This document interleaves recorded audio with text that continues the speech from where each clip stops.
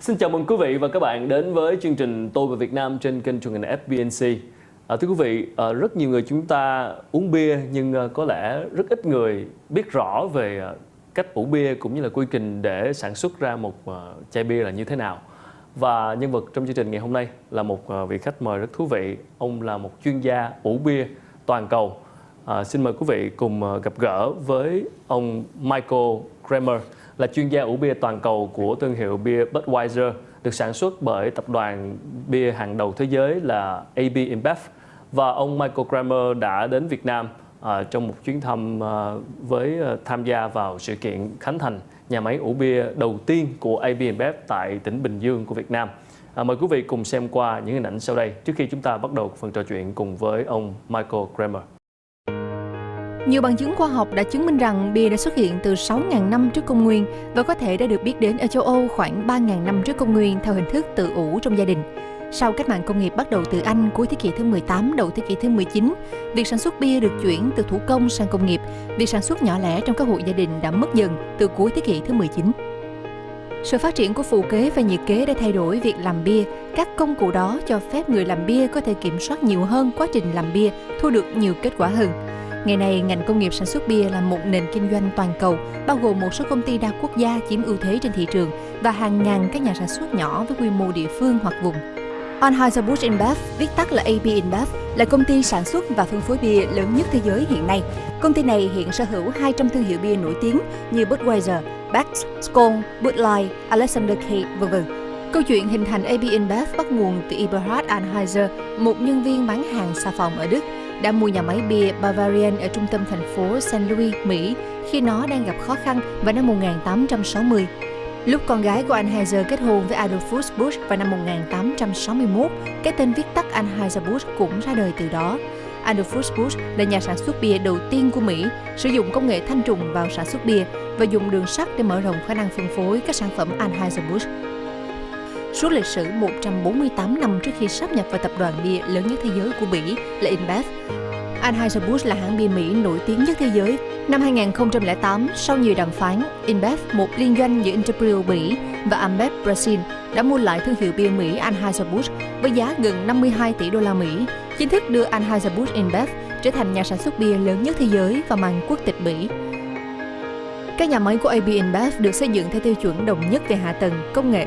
Công suất của tổng cộng 52 nhà máy mỗi năm, trung bình đạt 352.900 triệu lít bia.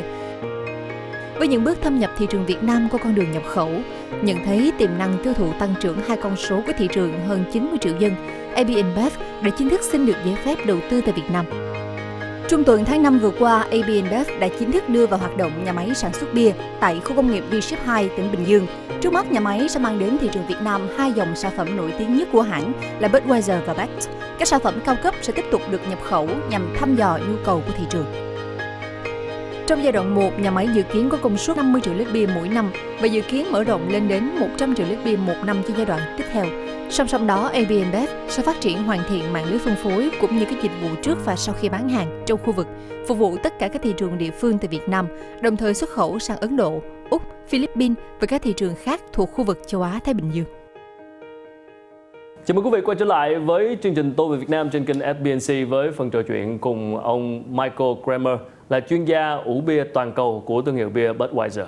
Thank you so much for coming. Welcome to Vietnam. Thank you. Love to be here. Well, congratulations on the opening ceremony of the first brewery in Bình Dương province in Vietnam of AB InBev. Yes, it was quite a time for us now. A whole new expansion into Vietnam, a wonderful new brewery, so we can bring fresh beer here to the marketplace. Yeah, that's exciting. As a brewmaster, it makes me very happy. Yes. What do you think about the Vietnam's market in general? I mean, it's a great beer market. I've been here now for 6-7 days, and it's wonderful how people are drinking beer out in the beer gardens, and it's the number one product here in the country, and I love it. So I'm curious, when you guys choose a location to open a brewery, and you are a leading beer companies, global companies, yes, and yes.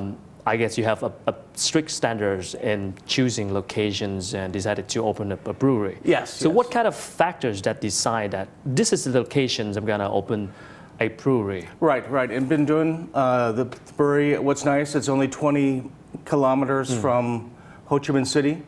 So we have a great resource and finding great people to work at the brewery. And it was a very nice business park area. So all the electricity and everything is available, and nice roadways and everything to get the product out to the marketplace. So and then also we look for a nice partnership with the government and with the city, and they were very helpful in establishing the brewery location. So of course, water is a very important source for us. We look for a good source of water, and the water there is excellent. And of course, then we also do our many filtration steps at the brewery itself to make sure we have a neutral source for the Budweiser. So how do you make sure that the quality of beer proved in Vietnam is going to meet the same standards and quality of the global supply chains of Budweiser? Well, we have a strict standard for Budweiser. So I am the Global Bud Brewmaster, Global Budweiser Brewmaster. So my job is to assure the quality of Budweiser, where we brew it now in 53 breweries around the world. So, and Vietnam here have been doing is the 53rd brewery. So we're quite happy to have the expansion here. And my job is I have a technical manual that I send out first, and it's quite a thick book. Okay. And it goes through all the specifications that are needed for the raw materials, for the process, going through the process. So we have exacting procedures that they need to follow in the brewing process. So over the 30 days in making a Budweiser, because after the fermentation is 7 days, there's another 3 weeks of aging, and we make sure that the process is the same wherever we brew it. Sure. So let me make this clear. As you mentioned that the water is local source of water. Yes. And then all the half the yeast, the barley, you guys import it from overseas, right? Yes. We're like the hops are coming from Germany, and so we use a German noble variety of hops, and also a U.S. aroma variety of hops. So that's a blending of the hops to give us the right character for Budweiser. The malt is coming, the barley is coming from Canada, barley malt. So there we import that barley for barley malt for Budweiser. And of course, the water, we go through a lot of filtration steps at the brewery. We have sand filters, then carbon filters, and then reverse osmosis, pure cartridge filtration, and then moving on using it as brewing water. So a lot of steps in the brewery to make sure that we have a neutral water source. Thank you so much for sharing, and we come back after a short break. Thank you so much. Thưa quý vị, vừa rồi là những chia sẻ của ông Michael Kraemer, là chuyên gia ủ bia toàn cầu của thương hiệu bia Budweiser thuộc tập đoàn bia hàng đầu thế giới là AB InBev. Hy vọng qua phần chia sẻ vừa rồi thì quý vị cũng đã có thêm một cái nhìn về cái quy trình ủ bia và làm ra sản phẩm bia là như thế nào. Chúng tôi sẽ còn quay trở lại trong phần tiếp theo để cùng trò chuyện nhiều hơn về ủ bia cũng như là văn hóa tiêu thụ bia tại Việt Nam.